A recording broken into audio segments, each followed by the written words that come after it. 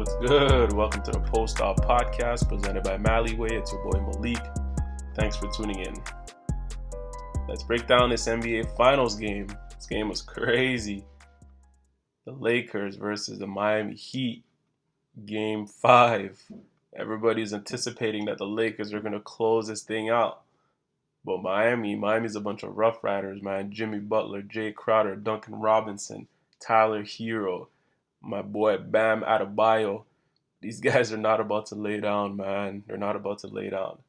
So obviously, if you watch the game, you know that the Heat won 111 to 108. So like I said, man, let's break this down because this was a classic finals game. And, LeBron showed up. Jimmy showed up. A bunch of other dudes showed up. But at the end of the day, only one team could have won. And the Miami Heat found a way to do that. So let's break this down. But yeah, first and foremost, I gotta say Jimmy Butler, man. Jimmy Buckets. This guy, self-made, man. This guy came out of nowhere, man. He's a high draft pick, or I should say a low draft pick, out of Marquette University. This guy, has been around the league, Chicago, Minnesota. This guy went to Philly. He never really found, the group of guys that fit his personality. But, this Miami thing, whatever's going on in Miami, it suits him perfectly, man. He got his money, he got the squad, he got the dogs around him. Jimmy Butler's been putting in work. And, right now it's paying off, man. It's paying off crazy because this guy is not, Jimmy Butler is not scared of the moment. Like I always say, man, certain guys are just, they're just built for this, man. Certain guys are just, like Jordan and Kobe, like they're just built for the moment, man. They know exactly when to take over. And they know how to push their teammates' buttons to make them, play at a highest level, man. Not to say that LeBron can't do it, but man, I'm gonna talk about this a little bit later. But first and foremost, I gotta start with Jimmy Butler, man. Jimmy Butler, this guy had a huge game. If you look at, even in Game 3, he had a 40-point triple double, and he didn't even attempt a three. So Jimmy Butler, he knows how to take over a game, man. He knows how to stay away from his weakness. The 3-point shot is probably, the weakest arsenal in his game. But at the same time, he's a decent 3-point shooter, but he knows how to stay away from it if he's not hot. And, if you look at this game, man, this guy played 47 minutes like he was tired. I think Eric Spoelstra, the coach, was saying, he had to, they pretty much had to use up their timeouts early because they had to give Jimmy Butler some break. But, he ended up finishing with 35 points, 12 rebounds, 11 assists. So this guy just got another triple-double, and he's not even used to – we're not even used to him getting double-doubles. He's already had 2 triple-doubles in this NBA Finals. And this is a guy that people are out here talking, he's not a superstar. He's not on that level. This guy put himself on that level. The way he's playing in these finals – and I've been telling people, Jimmy Butler, man, this guy, he can lead a team. There's a lot of fake superstars out there that people just like to build up. People just like to it's fun to yell their name in the media, but at the end of the day, man, there's no substance. I'm not gonna name them, but Jimmy Butler right now, he's proven that this is his first year with the Miami Heat. He's leading them to the finals, and not only did he lead them to the finals, he's stepping up, taking over games with triple doubles, and he's feeding confidence into the young guys. Like you got Tyler Hero, 20-year-old rookie playing. He's playing like a veteran in the finals right now. You got Duncan Robinson, the guy that didn't even play like a lot of minutes last year. This guy's coming through, hitting and 1 3-pointers, mean mugging people. Like these are guys like if your leader doesn't like instill that confidence in you, these guys are not gonna play like this. That's the one thing I know. These guys are not gonna play like this, man.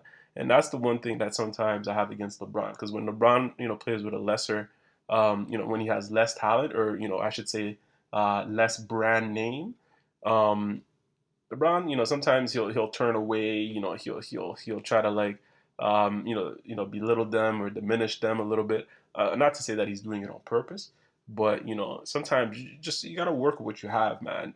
If you want people to call you, if you want people to bow down to you and call you great, that's the kind of stuff you got to do, man. You gotta take a Toronto team like Kawhi did, like a team with a bunch of second rounders that nobody knows, and win a championship, man, and be the best man on that team, without complaining. That's the kind of, for me at least, that's the kind of stuff I need to see out of my superstar. I don't want to be, propping up the superstar, just because he's a brand name, just because he's popular. You gotta, like, it's like you're forcing yourself to call him the GOAT. I mean, LeBron had a crazy game, man. I'm not gonna take anything away from LeBron James. 41 minutes, 40 points, 13 rebounds, 7 assists. 40, 13, and 7. That's, you can never blink an eye at that. Like, that's great.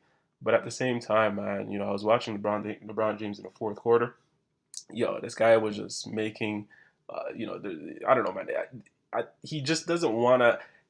I guess he plays. You could say he plays one way, and that's the right way to play. But you gotta take control of the moment, man. Like LeBron, this guy was battling Jimmy Butler. Like the last 2 to 3 minutes of the game, they were going back and forth. And then for some reason at the end, LeBron decides to pass it to Danny Green for the last shot. You could tell like these guys are tight, man. This is the difference between you and them. A potential superstar, a potential greatest player of all time. Like people are ready to make that conversation about LeBron. People are ready to say he's the GOAT. But these guys are tight. Danny Green's tight in that situation. As much experience as Danny Green has, I don't know if he wants that shot. Even guys like Keith, like Markieff Morris. This guy is known as like the tough guy, the bully around the league, right? This guy caught, when Danny Green missed the shot, Markieff Morris got the rebound. And then again, he's a little tight. I don't know what he's doing. He's trying to pass the ball. He's trying to do an overhead pass, to Anthony Davis in the paint with like 5 seconds left, because he doesn't know where to go, and then he ends up throwing the ball out of bounds. Things like that, man. You wouldn't need those things if LeBron just takes the shot. To be honest, I'm not saying the shot would have gone in, win or lose, but I would have been way more comfortable if LeBron just had taken that last shot, and you live with it, man. You live with whatever happens. Because when you try to pass it to somebody else, this is the kind of stuff that's going to happen. People are going to scramble. People are going to make bad decisions. People are going to do this and that. And at the end of the day, man, I'm looking at you, LeBron. I'm like 40 points, 40, 13, and 7, and you didn't want to take that last shot. That was a classic moment right there. It was classic. I don't want to sound like Skip Bayless. I'm not trying to bash LeBron, but this right there, that would have been, the badge of honor on this championship right there. Like there was no doubt LeBron could have, taken control of that moment, but unfortunately that didn't happen. Jimmy Butler decided to be the man. Jimmy Butler just, kept going at it, kept driving, got a couple fouls. He made his free throws, and he trusted his teammates, man. Like I said, he trusted throughout the game. He trusted his teammates, but in the last few minutes of the fourth quarter, he decided to take over. But again, this was a classic game, man. I'm just happy that they extended the series. To be honest, I thought LeBron was going to take this. I thought the Lakers were going to take this. I thought they were going to win their 17th championship. It didn't happen. Shout outs to Jimmy Butler. And, on to game 6, man. On to game 6. Another thing I got to add is this whole narrative about the East being, the leaster conference and the West is, being that much better than the East. This whole thing's got to stop, man, because, this whole, Miami Heat experience, the Toronto Raptors, 2019 Toronto Raptors experience, what that should be showing people is that people need to stop overrating, the acquisition of multiple superstars. In the Western Conference, the only reason why it's considered a better conference is because the Western Conference has a lot of warm weather cities. It's a lot more relaxing. When you're rich and famous, you wanna settle in a nice place. You don't want to deal with the weather. You don't want to deal with some of the cons of being a cold East Coast city, right? So basically, this whole narrative that the East is the lesser conference, it has to stop, man. I want to give a shout out to Eric Spoelstra, Pat Riley for putting together the Miami Heat, Masai Ujiri, Danny Ainge with the Celtics, the Milwaukee Bucks, all these teams in the East, they're starting to put up great front office people to make the decisions there. And at the same time, they're building up their team the right way. I like this, man. I like what I'm seeing from the Eastern Conference. It shows people that, you can build around one great player, and a lot of good assets that complement the great player, right? It's not about just throwing a bunch of talented players, throwing a bunch of number one picks together like they do in the West, right? If you can build around a great talent, and if you build correctly, you can compete, man. You can compete. Look at what the Heat are doing right now. Jimmy Butler is their leading man, is their leading superstar. And this guy was, he was a late round pick. He was in the, one of the top 10, top 15. And at the same time, look at the talent around him. Young talents, 20-year-old hero, Bam Adebayo. These are guys that are just, scrappy, play good defense, and at the same time try to improve every year. Again, this whole narrative about the West, it's got to stop. It's got to stop. People are, especially the media, they just love storylines. They love to brainwash people with these silly ideas that the East never has a chance.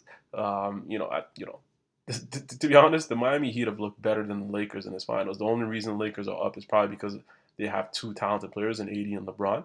But at the same time, in terms of team performance, the Miami Heat have looked better. And keep in mind, Goran Dragic, their starting point guard, he pretty much only played half a game in a series. He left with some injury to his heel. He hasn't come back since. Imagine this guy coming back for Game 6 or Game 7. That's another guy who can run the point, run the pick and roll. That's another 20-point scorer. And he sets up Adebayo. He sets up the two shooters on the wing. The Miami Heat are doing all this without their starting point guard, and they're playing arguably the top two or two of the top five players in the league in LeBron and Anthony Davis. So the Miami Heat are looking at this like, so what? But man, this game was a classic game, man. Shout outs to the Heat, and we'll go from there, man. We'll see what happens in Game 6. Another storyline that was buzzing around was how the ratings were down for the finals this year.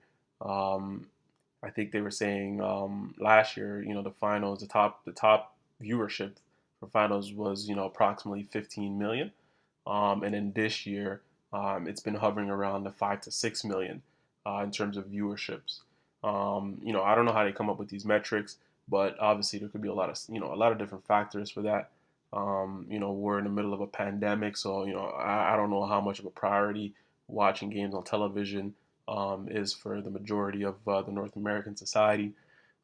There's also the whole social justice movement. I'm sure that turned off a portion of the viewership. And it could also be because people want something new, right? Maybe last year having Toronto against Golden State was an exciting change. I don't know. I don't know what that would be. But then again, it's great that they came up with the bubble. Shout outs to the people working there. There was also a little news there about Westbrook, tipping $8,000 to one of the housekeeping crew. So stories like that are good to hear, man. It's good to hear. They worked their butt off. Obviously, they got to do all, the necessary precautions. And yeah, I mean, shout out to the people in the bubble. The finals is almost over, so we're not looking forward to the end of basketball because we don't know when it's going to start back. But I just wanted to give these people a quick shout out. But yeah, I just want to end this by going back to the Lakers, man. They were saying that the Lakers had never lost wearing the Mamba jerseys, the black jerseys that they're wearing, the black and gold. Um, Sucks for them, man, because they took that L today, man. The Miami Heat gave them that first L in the Mamba jerseys. But we'll see what happens, man. Right now, the series it's a 3-2 lead for the Lakers. I got to give a shout out to LeBron and AD because as much as I'm disappointed, as much as they're playing Rough Riders like the Heat, they're playing competitors, guys that play under control, guys that are not scared of the moment. You got to give props to the Lakers too, man, because LeBron, this is as much as I'm disappointed by the end, if you look at his stat line, LeBron always destroys the stat line. 40, 13, and 7, like I mentioned, but he also had 3 steals. What was he? 71% from the field, 66% from three. That was impressive. 6 for 9 from three from LeBron. That's impressive. AD had 28 and 12. Shooting 60% from the field and 40% from three. So again, that's really good. They both made their free throws. You gotta give props to them, man. They played great.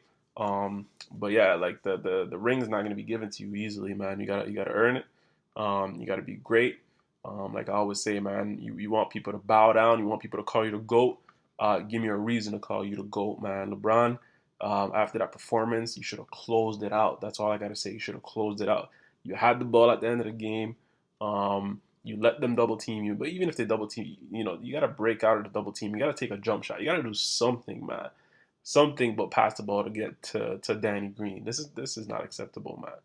This is it's the right play, but it's disappointing. Danny Green break that shot, and then Marcus Morris threw it away because he was shocked. Just a disappointing ending. It was a great game. I was kind of hoping that LeBron gets that ring, but I'm not mad if Jimmy Butler and the Heat come back, man. Right now, the Heat, or I should say the Lakers, they don't want that pressure of blowing a 3-1 lead, man, because Golden State was getting clowned for blowing a 3-1 lead.